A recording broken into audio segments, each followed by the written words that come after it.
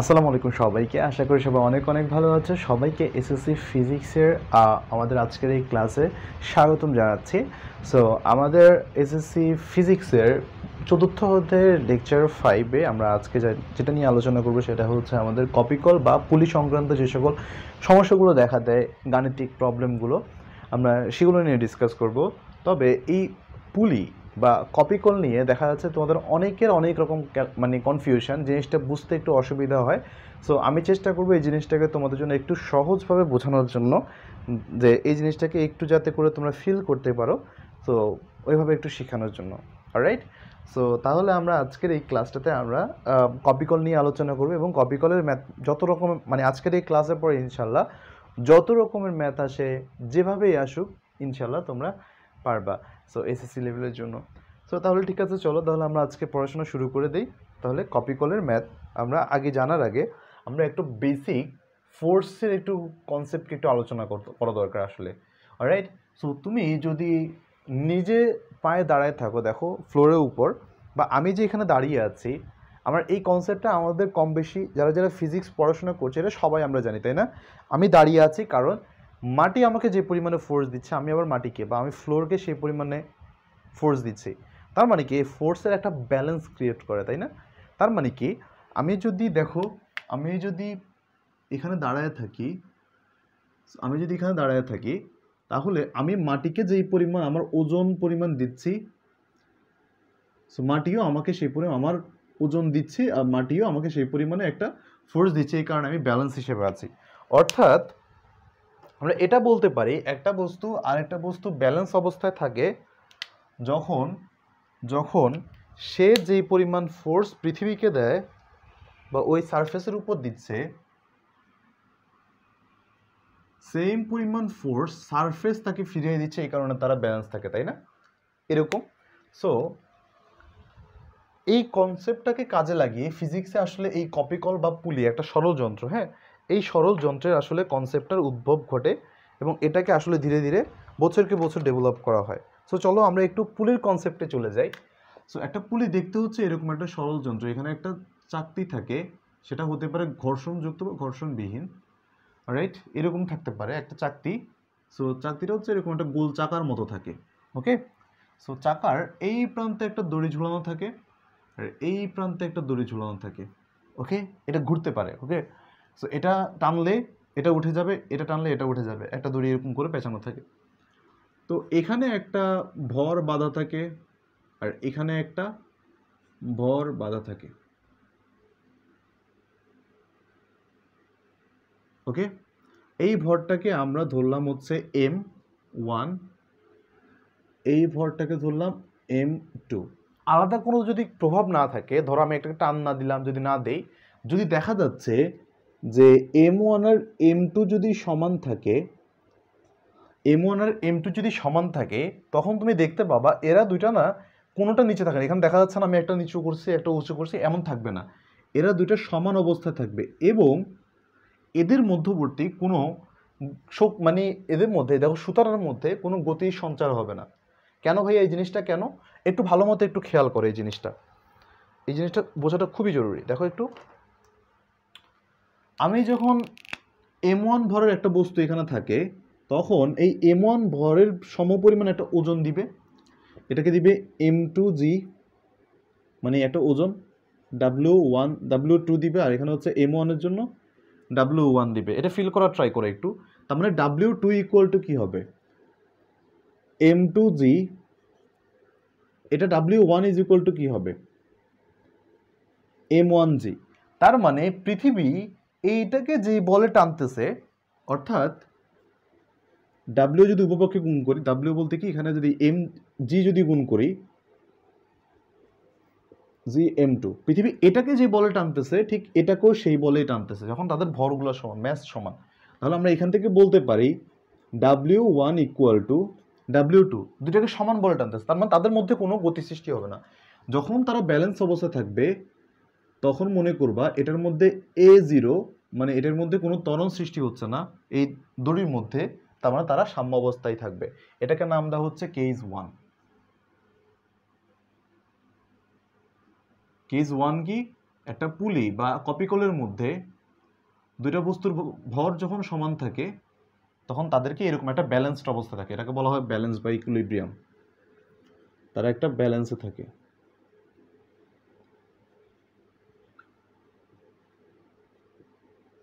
তারা একটা ব্যালেন্স স্টেটে থাকে এরকম। ওকে, তাহলে ভাইয়া আমাদের এই পুলির মধ্যে যদি গতি সঞ্চার করতে হয়, দেখো এই পুলির মধ্যে যদি গতি সঞ্চার করতে হয় আমাদের কি করা লাগবে? একটা ইমব্যালেন্সড, মানে একটার ভর বেশি একটার ভর কম, এরকম একটা আমাদেরকে সিস্টেম ক্রিয়েট করতে হবে। তাহলে চলো আমরা এরকম একটা সিস্টেম ক্রিয়েট করি। একটু বড় করে আঁকবো এটা। ওকে, এরকম একটা আমাদের কাছে পুলি। সো এই পুলি বা আমাদের এই কপিকলের ক্ষেত্রে আমরা যদি কল্পনা করি এইরকম একটা কপিকল। ওকে, সো খুব ভালো কথা। এখানে আমি এই কপিকলের মধ্যে এইখানে একটা ভর দিব,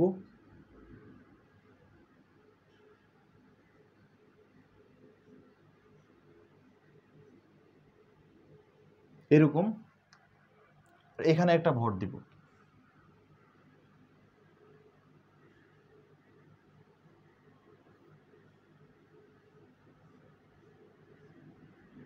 ওকে ফাইন, চিত্রটা বোঝানোর আগে আমি তোমাকে একটা জিনিস বুঝাই। হ্যাঁ, ছোটবেলায় আমরা একটা মানে খেলা খেলেছিলাম। দেখো মাঝখানে একটা এরকম জিনিস থাকে, ধরো মাঝখানে এরকম একটা স্কুল, বা আমরা ছোটবেলায় মানে রমনা পার্কে তোমরা গেছো কিনা জানি না, ওইখানে এরকম থাকে। এখানে বসার একজন থাকা লাগে আর এখানে একজন বসার থাকে, এটা ধরে ধরে এখানে একজন বসে এখানে একজন বসে। তো দেখো যখন দেখা যাচ্ছে এই পাশের লোকটা অনেক ভারী থাকে তখন এটা না নিচে নেমে যায়, এটা ধুমায় অনেক জোরে নিচে নেমে যায়। যখন সে নিচে নেমে যায় তখন এই পাশের জন কি হয়? উপরে উঠে যায়। জিনিসটা ফিল করার ট্রাই করো। ওই যে একটা মানে এর মতো ছিল, এর নাম কি বলে, আমি এটা নামটা ভুলে গেছি এক্স্যাক্টলি, এটা ব্যালেন্স বলা হয়, এটাকে মানে লিভার বলা হয় হাউ এভার। সো এখানে যখন নিচে দাও এই লোকটা যখন ভারী থাকে, যখন এই লোকটা অনেক ভারী থাকে তখন এই লোকটা উপরের দিকে, মানে যারা পাতলা থাকে সে উপরে উঠে যায়। ধরো এই লোকটা যখন আমার নিচে যখন ইচ্ছা মতো যে পাতলা বা অন্য লোকটা থাকে, সে আবার জোরে পুশ করলে আরেকজন আবার উপরে উঠে যায়। তো খেলনাটা ছিল এরকম। সো পুলের ক্ষেত্রে অনেকটা এরকম কনসেপ্ট থাকে।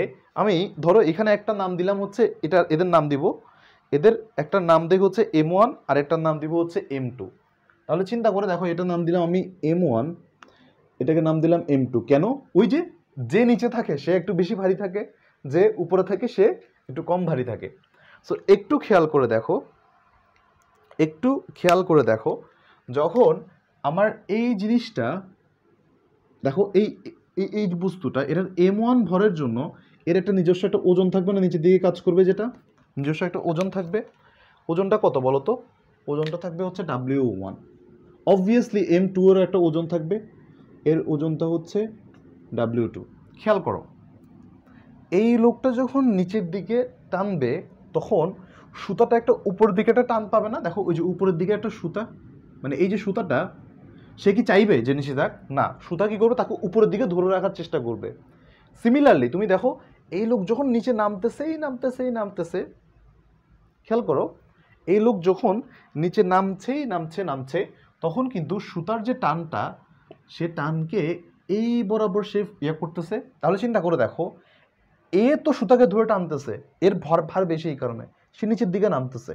সে যখন নিচের দিকে নামতেছে, ওই যে বললাম না, আরেকজন অটোমেটিক উপরের দিকে উঠেছে, এই কারণে এই লোককে অটোমেটিক সুতা টেনে উপরের দিকে উঠায় নেওয়ার ট্রাই করবে। জিনিসটা একটু ফিল করার ট্রাই করো, যে যখন এটার ভার বেশি, আমি একটু লিখে রাখি জিনিসটা, যখন M1 is greater than M2 তখন এই বস্তুটা নিচে নামা যখন শুরু করবে তখন সুতাটাকেও সে নিচের দিকে টান দিবে। যখন সুতাও নিচের দিকে টান দিবে তখন সুতার তো অপর প্রান্ত ওই পাশে, তখন অপর প্রান্ত উপরের দিকে টান দেওয়া শুরু করবে। তখন এই W2 নিচের দিকে ক্রিয়া করলেও তখন এটা যে T ফোর্সটা এটা উপরের দিকে কাজ করবে। জিনিসটা আমি একটু পরে ব্যাখ্যা করছি। তাহলে দেখো, এই সুতাটা যখন এই ফোর্সটা যখন নিচের দিকে টানতেছে তখন সুতাটা একটা মানে গতিশীল হচ্ছে না, সুতার উপর একটা ফোর্স পড়ছে না। তো এটাকে আমাদের এখান থেকে বের করা লাগবে। দেখো সুতা মানে এই যে সুতার মধ্যে একটা গতিশীল, পুলির মধ্যে একটা গতিশীল, অর্থাৎ পুলিটাও একটা গতি পাচ্ছে। এটা নিয়ে আমরা এখন আলোচনা করব। তাহলে যদি M1 is greater than M2 হয় তাহলে আমরা লিখবো এখানে যে M1 এর জন্য, M1 ভরের জন্য, একটু লিখো, m1 ভরের জন্য, ঠান্ডা মাথায়, হ্যাঁ, m1 ভরের জন্য এখানে m1 ভরের জন্য দেখো তো এখানে পাওয়ারফুল ফোর্স কোনটা, পাওয়ারফুল ফোর্স অবভিয়াসলি W1, কারণ W1 এর এত পাওয়ার যে সে নিচে নিয়ে গেছে, টিকেও তোয়াক্কা করা নাই, তার মানে টি থেকে W1 বেশি। আমরা যখন কোনো একটা জিনিসের পার্থক্য নির্ণয় করি অবশ্যই কি করি বলতো, বেশি থেকে কমকে বিয়োগ করি। যেহেতু এখানে W1 বেশি, তাহলে আমরা W1 মাইনাস টি দিব, অ্যান্ড এর ফলেই কিন্তু এই যে সুতাটা গতিশীল হচ্ছে, যেই কারণে আমরা এখানে লিখবো m1 এর কারণে এই ত্বরণে সে নিচে নামতে থাকে। ভাইয়া এটা বুঝি নাই, এটাকে তোমার বোঝার জন্য তুমি এভাবে দিয়ে রাখো, F1 দিয়ে দিতে পারো, F ত্বরণ দিয়ে দিতে পারো এই পরিমাণ। সো এটাকে তোমরা লিখবা হচ্ছে F1 দিতে পারো, F1 এর নামটাই হচ্ছে m1 বলের জন্য যেই বলটা সৃষ্টি হয়, এটাকে লিখতে পারো তোমরা m1a। Alright, fine. এবার m2 ভরের জন্য কি করতে হয়, এবার আরো মজা দেখো, m2 ভরের জন্য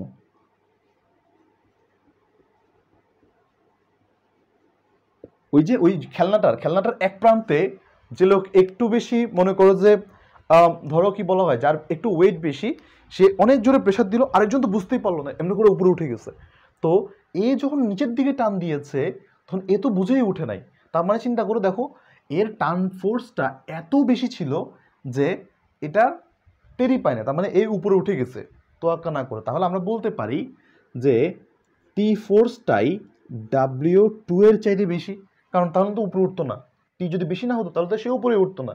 অতএব আমাদের এখানে বড় কে, বড় হচ্ছে আমাদের এখানে টি। তাহলে আমরা এখান থেকে লিখতে পারি টি মাইনাস W2 ইকুয়াল টু, আচ্ছা মাই ডিয়ার স্টুডেন্টস, আমরা এখানে একটা জিনিস লিখে রাখবো যে W1 ইকুয়াল টু M1Z, কিন্তু এই যে W1 is equal two M1Z, কেন এই যে প্রথম দিকে পড়িয়েছি, তাহলে এখান থেকে আমরা লিখতে পারি M1Z মাইনাস M1A। W2 এটা মানে লিখতে পারি আমরা M2A। তাহলে লিখতে পারি এখান থেকে T minus M2Z equal to M2A। তাহলে ভাইয়া সব কিছু একটা টার্গেট থাকা লাগে, তাই না? আমাদের এই ম্যাথটার টার্গেটটা কি? এই ম্যাথের টার্গেট হচ্ছে আমাদের কাছে জি জানতে পারি, M1 M2 আমাদের প্রশ্নেই দেওয়া থাকবে।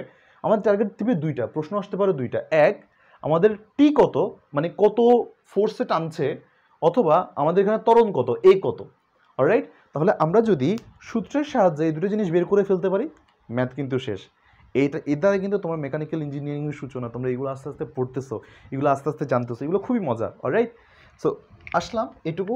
তাহলে এদেরকে আমি একটা কাজ করব, এটাকে আমি নাম দিব 1 নম্বর সমীকরণ, এটাকে আমি নাম দিব 2 নম্বর। এবার একদম সিম্পল কি করবো জানো, 1 নম্বর আর 2 নম্বরকে যোগ করে দিব। এবার আমরা 1 নম্বর আর 2 নম্বরকে যোগ করে দিব। 1 নম্বর আর 2 নম্বরকে যোগ করলে আমার কাছে কি আসবে, যোগ করে দিলে দেখো আমার এখানে থাকে M1Z মাইনাস টি M1A, এরপরেরটা হচ্ছে টি minus M2Z equal to M2A। খুব সিম্পল, এদেরকে যোগ করে দিই, যোগ করলে আমার কাছে আসে M1Z মাইনাস টি প্লাস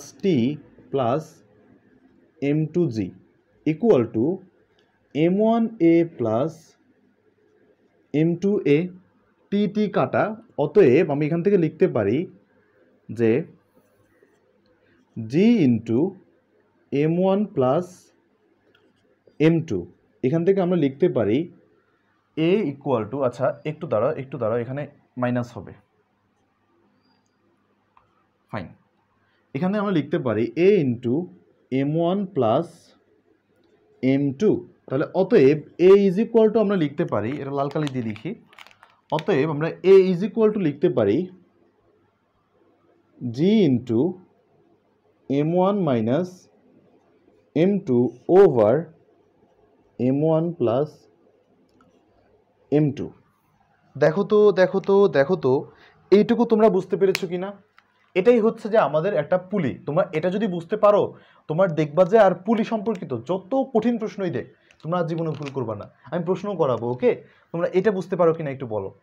সো এই যে মানটা পেয়েছি এটা যে কোনো একটা সমীকরণে চলো বসাই দিই আমাদের কাছে, তাহলে আমরা এটি এর মানটাও বের করতে পারবো। তাহলে আমরা 1 নম্বর সমীকরণ নিয়ে একটু খেলাধুলা করে আসি। 1 নম্বর সমীকরণ, 1 নম্বর হতে পাই, 1 নম্বর আমাদেরকে কি বলে, m1g minus T equal to m into a কত, m1 into g m1 minus m2 divided by m1 plus m2।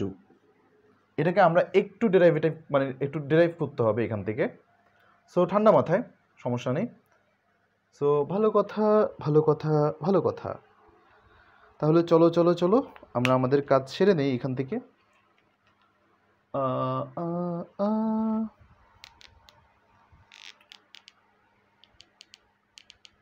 Fine, এবার একটা কাজ করা যায় এখান থেকে, সেটা হচ্ছে আমি দাঁড়া এই পাশটা একটু মুছে দেওয়া লাগবে আমার।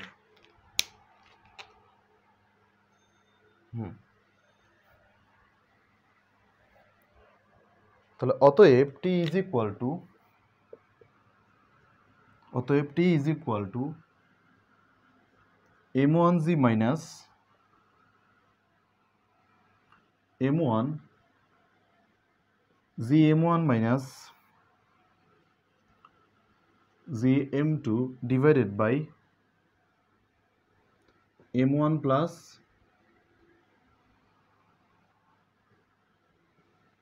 m2। ওকে, ভালো কথা। তাহলে এদেরকে লসাগু করি, m1 square g plus m1 m2g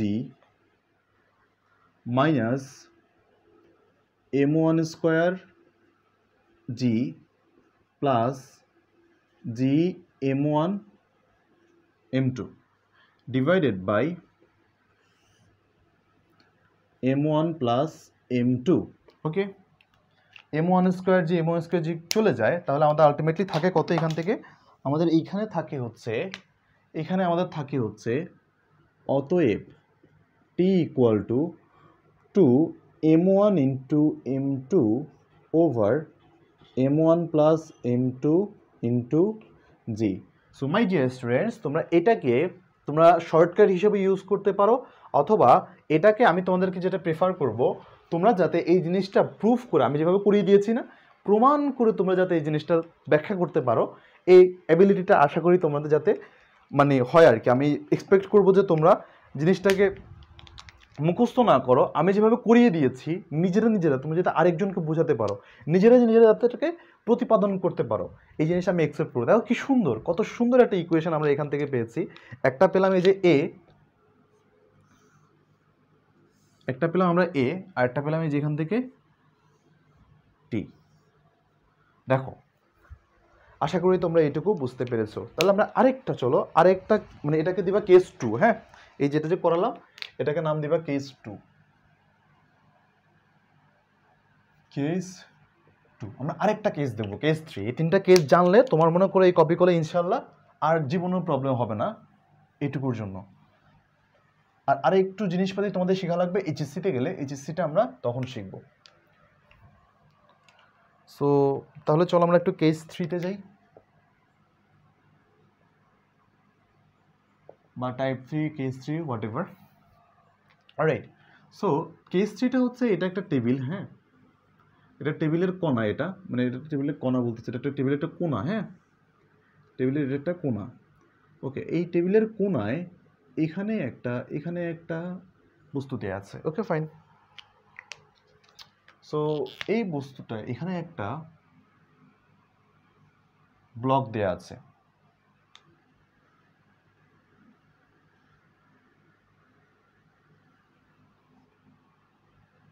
okay fine, টেবিলটা সুন্দর হয়নি। ওকে, এখানে, সো এখানে একটা ব্লক দেয়া আছে, এখানে একটা ব্লক দেয়া আছে।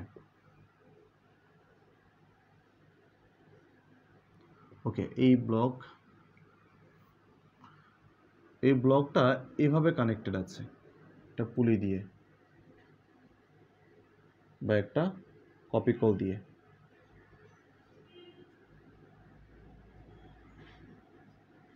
এভাবে কানেক্টেড আছে। ওকে, সো ফাইন।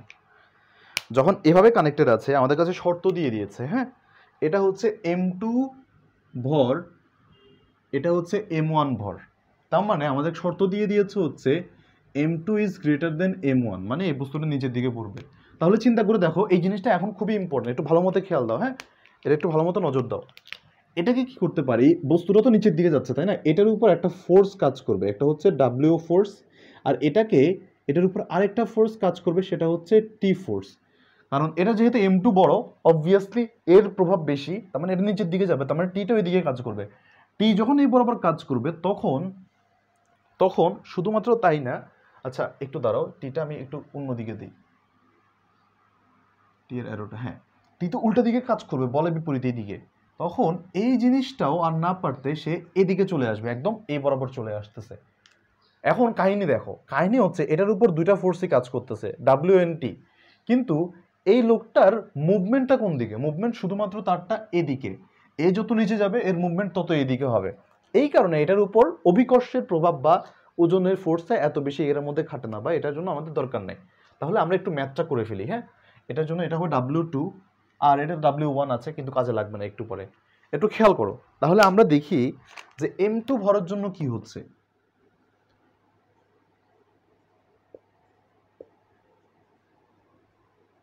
M2 ভরের জন্য কি হচ্ছে একটু খেয়াল করে দেখো জিনিসটা। M2 ভরের জন্য এই লোক নিচে নামছে, নিচে নামছে, নিচে নামছে, W2 বেশি দেখেই কিন্তু সে টিকে অগ্রাহ্য করে নিচের দিকে নেমে যাচ্ছে। তার মানে কি আমরা বলতে পারি যে W2 is greater than T. Clear? W2 equal to কত বলো তো, M2G। তাহলে আমরা এখান থেকে বলতে পারি যে W2 minus T is equal two M2A। Alright, কারণ এদিকে একটা ত্বরণ সৃষ্টি হচ্ছে এই কারণে। অলরাইট, তাহলে ঠিক আছে, আমাদের এখানে কি আসে যে M2G minus T equal two M2A। এইটুকু বুঝতে পেরেছি আশা করি। তাহলে এইটুকু কি হয় আমাদের কাজে লাগবে, কারণ আমরা একটু দাগায় রাখি এটাকে। 1 নম্বর সমীকরণ, ভালো কথা। M2 ভরের জন্য আমাদের কাজ শেষ। এবার M1 ভরের জন্য আমাদের কি কাজ ঘটে। M1 ভরের জন্য এবার একটু খেয়াল করে দেখো তো, M1 এর জন্য আমাদের কাহিনী কি হয়। M1 এর জন্য শুধুমাত্র যে ফোর্সের টান দিচ্ছে, এই ফোর্সের কারণে সে গতিশীল হচ্ছে, দেখো এইটুকু। তাহলে আমরা এখান থেকে আমরা লিখতে পারি যেটা, সেটা হচ্ছে যে টানের জন্য কিন্তু সে এদিকে মুভমেন্ট হচ্ছে, সে গতিশীল হচ্ছে। অভিকর্ষতে কিন্তু এটা বললাম না, মসৃণ একটা তল, মসৃণ তলের মধ্যে। তাহলে আমরা এখানে দেখতে পাই যে F1 ইকুয়াল টু টি, এটার মানে হচ্ছে M1A ইকুয়াল টু টি, বা টি ইজ ইকুয়াল টু M1A।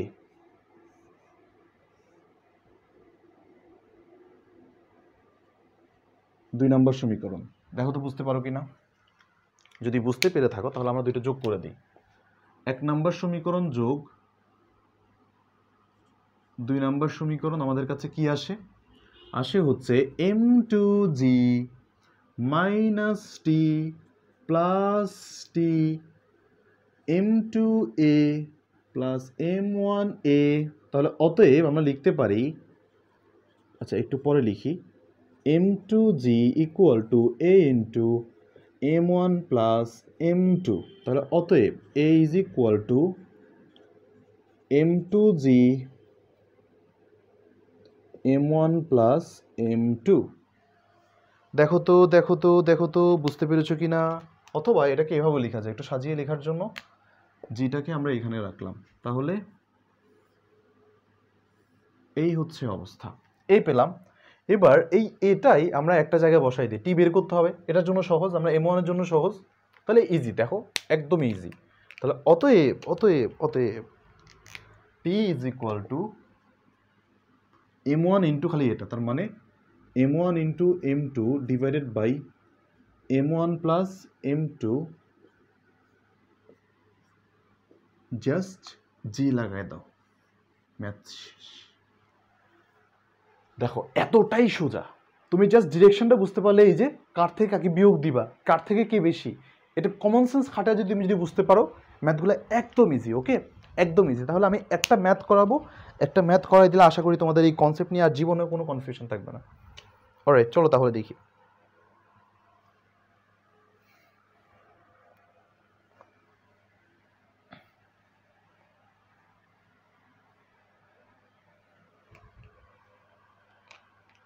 একটি কপি কলার এক পাশে 10 কেজি,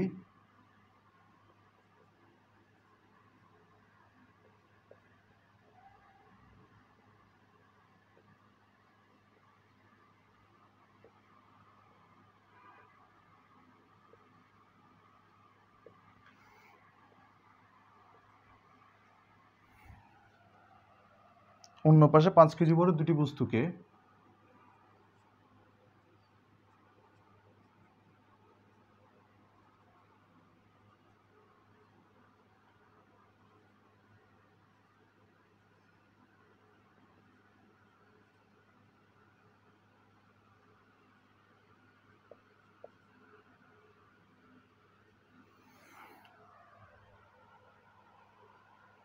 ঠিক 5 মিটার উপরে স্থির অবস্থায় ধরে রাখে। হুম হুম হুম হুম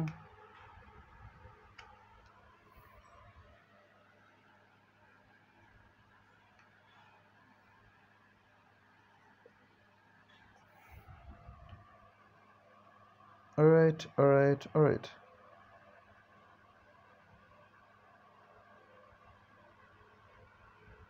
ফাইন, ঠিক 5 মিটার উপরে ধরে রাখে। 5 মিটার না 1 মিটার,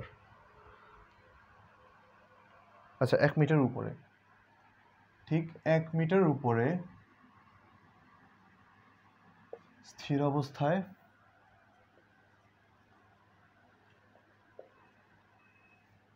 স্থির অবস্থায় ধরে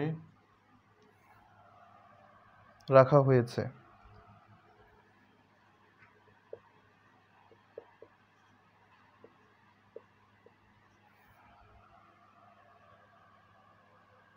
আচ্ছা না, এটাকে এটাকে এটাকে দাঁড়াও, 5 মিটারই বলেছে, দুঃখিত। ঠিক 5 মিটার উপরে ধরে রাখা হয়েছে। 10 কেজি ও 5 কেজি ভরের দুটি বস্তুকে ঠিক 5 মিটার উপরে স্থির অবস্থায় ধরে রাখা, মানে ব্যালেন্সে আছে, এখন স্থির অবস্থায় ধরে রাখা হয়েছে।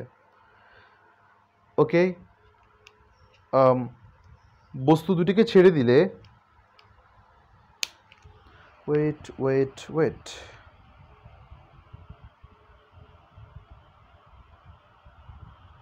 সো ভালো কথা ভালো কথা ভালো কথা, আমার অ্যালার্মটা অফ করে দিই। ফাইন, তো এরপর কাহিনী কি? এরপরে হচ্ছে ধরে রাখা হয়েছে বস্তু দুটিকে ছেড়ে দিলে বস্তু দুইটিকে ছেড়ে দিলে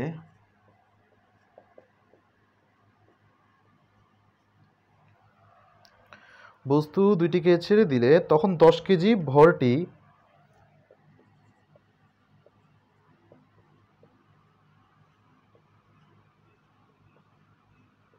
তখন 10 কেজি ভরটি নিচের দিকে এবং 5 কেজি ভরটি উপরের দিকে উঠবে।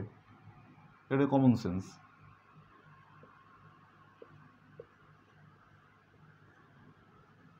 এবং 5 কেজি টি উপরে উঠবে।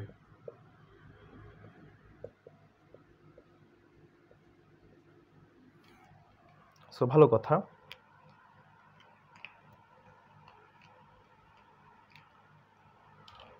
দশ কেজি ভরটি 1 মিটার নিচে এবং 5 কেজি 1 মিটার উপরে উঠেছে। ভর দুটির বেগ কত?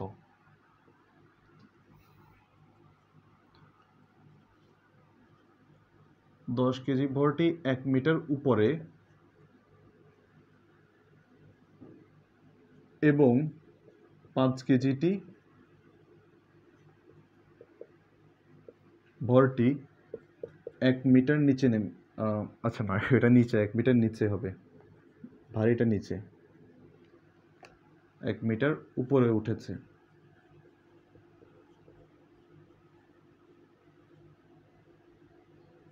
তাহলে তাদের বেগ কত?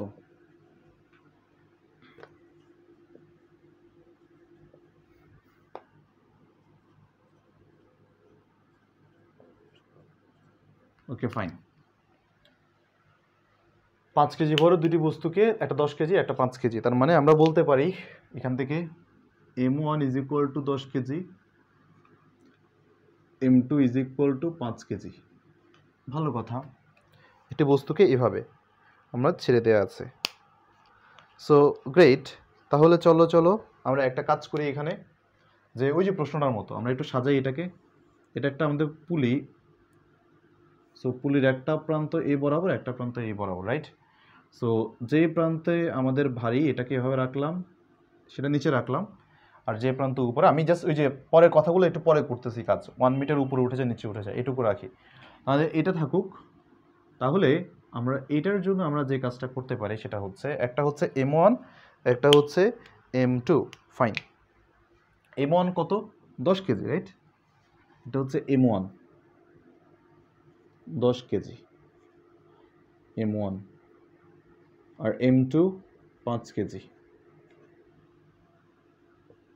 টি এদিকে, ভালো কথা, এ নিচে এদিকে টানতেছে এটাকে। So great. তার মানে আমরা দেখতে পারি যে 5 মিটারের ভরটা মানে ওজনটা এত বেশি। দেখো 10 কেজির জন্য বা m1 এর জন্য আমরা দেখতে পাই যে টি এর চেয়ে m1 বেশি। তার মানে আমরা বলতে পারি m1g minus T equal to m1g minus T is equal two m1a। পড়িয়েছিলাম না এত? আবার m2 এর জন্য যে কাহিনীটা ঘটে সেটা হচ্ছে টি মাইনাস m2g, কারণ টি এত বেশি যে একে উঠায় নিয়ে চলে গেছে, উপরের দিকে উঠায় নিয়ে চলে গেছে। তার মানে আমরা বলতে পারি m2a, এটুকু। বেশ ভালো কথা। তাহলে আমরা এখান থেকে লিখতে পারি এদেরকে যোগ করে 1 নম্বর সমীকরণ, 2 নম্বর সমীকরণ, 1 প্লাস 2 যোগ করে আমরা লিখতে পারি এদের ক্ষেত্রে, দেখো টি তো চলে যায়, তার মানে আমরা পাই কি g into m1 minus m2 equal to a into m1 plus m2। তাহলে অতএব a equal to m1 plus m2 divided by, দেখো দেখো দেখো, দুঃখিত, minus m1 plus m2 into জি, তাই না? তাহলে এবার আমরা একদম ঠান্ডা মাথায় আমরা জাস্ট মানগুলো বসাই দিই। মানগুলো বসাই দিলে আমাদের ম্যাথটা হয়ে যাবে। আমরা কি করব, 10 থেকে 5 মাইনাস ডিভাইডেড বাই 10 যোগ 5 ইন্টু 9.8, 5 আর 15, 1/3, 9.8কে 3 দিয়ে ভাগ,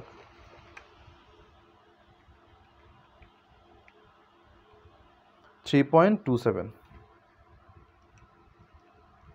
ওকে,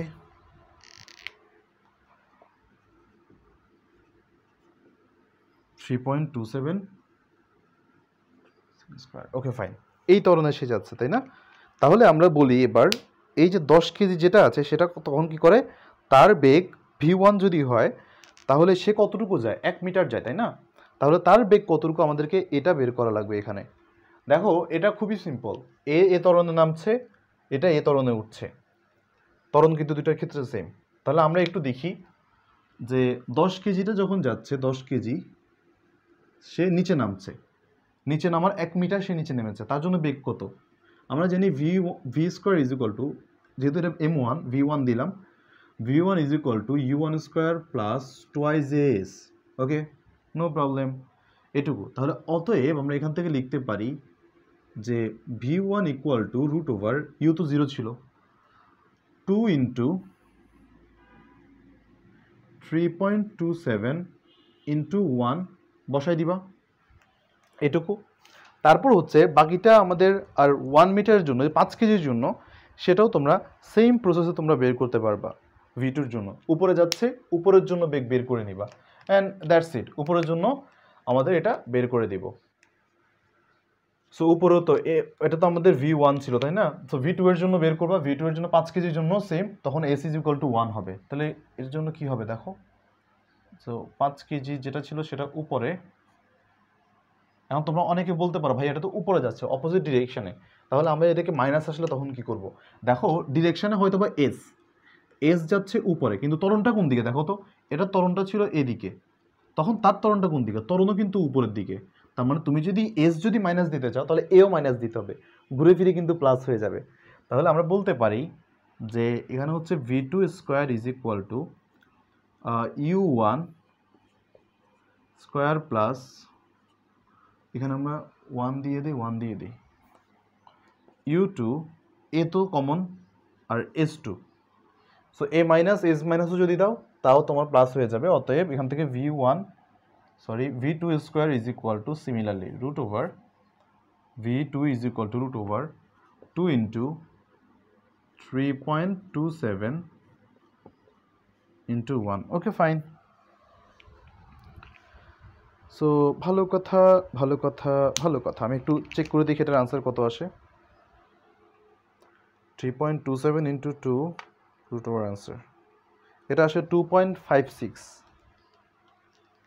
এটা আসে হচ্ছে 2.56, এটা আসে 2.56।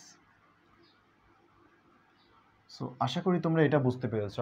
আর জীবনও আশা করি এই যে পুলি কিংবা কপি কলের ম্যাথে তোমাদের সমস্যা হবে না ইনশাআল্লাহ। রাইট। সো আমি আমার দিক থেকে তোমাদেরকে একদম বেসিক থেকে, যত বেসিকে যাওয়া যায় একদম বেসিক থেকে তোমাদেরকে শিখিয়েছি। আশা করি তোমাদের এই জিনিসটা মানে এই লেকচারটা উপকারে আসবে। ভালো মতো প্র্যাকটিস করবা, বেশি বেশি করে ম্যাথ প্র্যাকটিস করবা খুঁজে, তাহলে দেখবা যে ওই ম্যাথগুলো যখন তুমি পারবা, তুমি এই সেক্টরে বা এই আমাদের স্পেসিফিক টপিকের উপর তুমি মাস্টার হয়ে যাবা। সো সবার জন্য অনেক অনেক শুভকামনা। নেক্সট লেকচারে দেখা হচ্ছে। সবাই অনেক অনেক ভালো থাকো, সুস্থ থাকো। Till then take care. আল্লাহ হাফেজ। আসসালামু আলাইকুম।